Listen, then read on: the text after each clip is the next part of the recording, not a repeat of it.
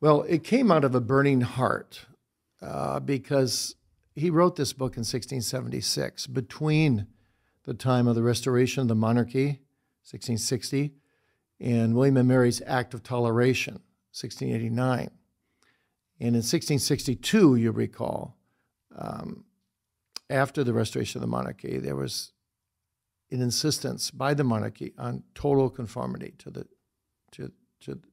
the Anglican rules and the prayer book and so on. And that's when 2,000 of the major Puritans abandoned their pulpits and said, we can't do this. So they preached their farewell sermons and they were gone. Well, that sucked the air out of the room or the oxygen out of the room in terms of the Puritan movement, because so many Puritans weren't preaching anymore. And so where did they go? They just stepped away? Well, some of them became lecturers in Anglican churches, and they preached on Sunday night and Wednesday and held the congregation together for the poor preaching Anglican who preached only on Sunday morning and did the pastoral work. So, yeah, some of them found positions. But by 1689, when William and Mary issued the Act of Toleration, Puritanism was gasping for breath, and the movement really died around 1700. But it was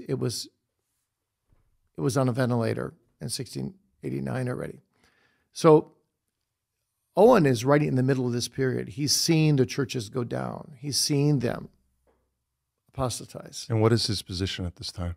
What is he doing day to day? Well, Owen himself? Yeah.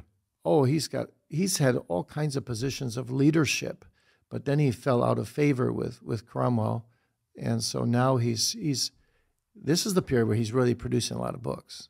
So he's doing a lot of writing. A lot of writing. Yeah. So this is, in a way, it's a book that relates to us today very well, particularly with the footnote apparatus when you can see how it relates. But